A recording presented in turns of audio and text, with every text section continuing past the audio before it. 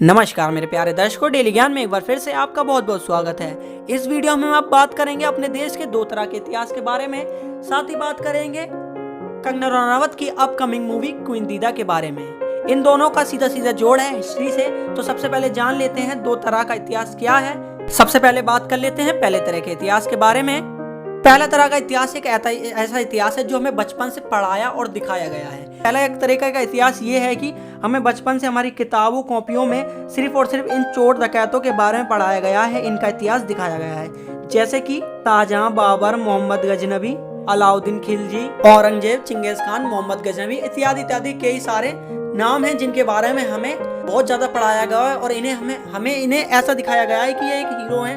तो मेरे प्यार दर्शकों, ये हीरो नहीं है, ये चोर लुटेरे थे जिन्होंने हमारे देश को खूब अच्छे से लूटा है। हमारे देश की कुछ ऐसी इमारतों को नष्ट किया है इन्होंने। इन दुष्टों ने हमारे देश का खूब शोषण किया है।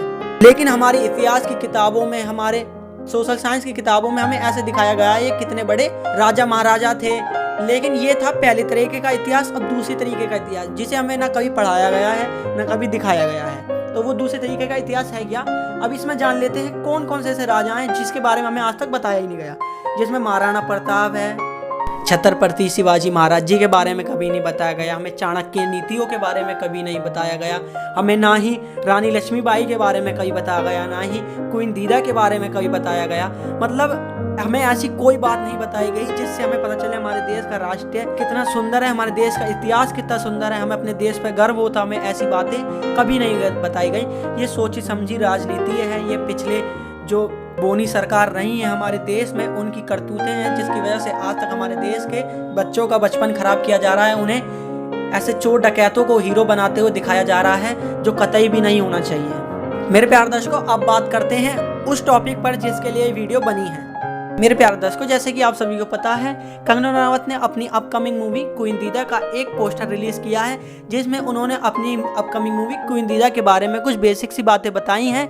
लेकिन सबका जानना ये है कि क्वीन दीदा है कौन। मैं मानता हूँ कि बहुत से लोगों को ये नहीं पता होगा अभी तक कि क्वीन दीदा है कौन। मेरे को भी नहीं पता था, लेकिन मैंने इनके बारे में थोड़ी रिसर्च की तो पता चला कि ये तो एक बहुत ही दिलचस्प स्टोरी है, बहुत ही दिलचस्प इतिहास है। सबको पढ़ना चाहिए, सबको जानना चाहिए। ऐसी महिलाओं के बारे में पता चलना चाहिए जिससे हमारी देश की महिलाओं को अपने ऊपर गर्व हो। तो चलिए शुरू करते हैं बिना किसी देरी के और जान लेते हैं क्वीन दीदा का इतिहास क्या है। नमस्कार देवी और सज्जनों, डेली ज्ञान में आपका बहुत बहुत स्वागत है। इस लाल कलर के बटन को कतई भी इग्नोर ना करें, इसे दबाएं और दिखा दें कि आप में भी दम है लाल को सफेद करने का। क्वीन दीदा, जिन्हें लंगड़ी रानी, चुड़ैल, डायन जैसे नामों से जाना जाता है, ये कश्मीर की पहली और आखिरी महारानी थी।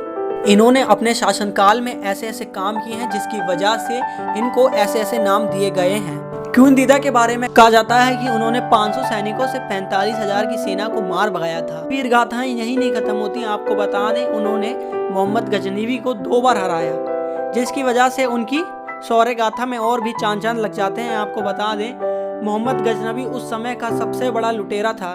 जी हाँ, विश्व का सबसे बड़ा लुटेरा था। उन्होंने भारत की संपत्तियों को बहुत हानि पहुंचाई है, भारत के मंदिरों को, भारतों को बहुत हानि पहुंचाई है, भारत को बहुत लूटा है। लेकिन उसने कश्मीर में घुसने की 2 बार जरूरत करी, जिसकी वजह से वह 2 बार मात खाई उन्होंने क्वीन दीदा से। भारत में कश्मीर के द्वारा घुसने वाला था, लेकिन उसकी बजाय उन्होंने अपना मार्ग बदल, जिसकी वजह से उसके आस पड़ोस के राज्य भी उसे चुड़ैल कहने लग गए। चुड़ैल इस वजह से कहने लग गए कि नामुमकिन को मुमकिन करके दिखाया, क्योंकि उनकी युद्ध नीति इतनी अच्छी थी, इतनी शानदार थी कि बड़े से बड़े राजा उनके आगे पानी मांगता था। सभी अगल बगल के सभी राजा उनसे डरने लगे, जिस वजह से सारे पुरुष उनसे चिढ़ने लगे। यानी कि उनके राज्य से लेके उनके अगल बगल सभी राज्य के पुरुष उनसे चिढ़ने लगे, क्योंकि एक महारानी, एक रानी, एक औरत उनके ऊपर शासन कर रही है। इससे वे समझते थे कि हम नामर्द हैं। यानी कि उस समय पुरुषों का दिमाग इतना विकसित नहीं था कि वह आदमी औरत की सोच को छोड़कर अपने राज्य को आगे समझे। मेरे प्यार दोस्तों, लेकिन कहा जाता है कि क्वीन दीदा ने अपने जीवन में बहुत सा बुरा वक्त देखा है। उन्होंने बचपन से ही जीवन में संघर्ष किया है। बचपन में ही वह पैरालाइज होने की वजह से उनके माता पिता ने उन्हें छोड़ दिया, लेकिन उन्होंने अपने वीक पॉइंट को ही अपना स्ट्रॉन्ग पॉइंट बनाया और उन्होंने युद्ध नीति सीखी, शास्त्र सीखा। जिसके बाद उनकी मुलाकात हुई कश्मीर के राजा से, जिसके बाद उनकी शादी हुई कश्मीर के राजा से, जिसके बाद वे महारानी बन गई। लेकिन उनका बुरा वक्त यहीं ख़त्म नहीं हुआ, उनका बुरा वक्त अब शुरू होता है। उनके बुरे वक्त में पति कश्मीर के राजा की मृत्यु हो गई, जिसके बाद उन्हें सती बनने के लिए कहा गया, लेकिन उन्होंने ऐसा नहीं किया। उन्होंने एक पवित्र शासक के रूप में राज्य किया और अपने पुत्र को महान राजा, एक महान योद्धा और युद्ध नीति, शासक रीति सब चीज़ सिखाई, जिससे वे एक अच्छा राजा बन सके। और इसी की पूरी स्टोरी क्रिएट करती हुई आपको देखने को मिलने वाली है कंगना रनावत की अपकमिंग मूवी। तो मेरे प्यारे दर्शकों, ये मूवी आपको जरूर देखनी चाहिए, जिससे आपको अपने इतिहास के बारे में पता चले। धन्यवाद दर्शकों, ऐसी और जानकारियों के लिए अभी और इसी वक्त सब्सक्राइब कीजिए। अगर जो मैंने कहा वो आपको ठीक लगता है तो कमेंट बॉक्स में राय बताएं। अगर मेरे से कोई गलती हुई हो या मैंने कुछ गलत बोला हो तो कमेंट बॉक्स खुला है, प्लीज़ मेरी गलती को ठीक करें। धन्यवाद दर्शकों, ऐसी और जानकारी के लिए अभी और इसी वक्त सब्सक्राइब कीजिए। धन्यवाद।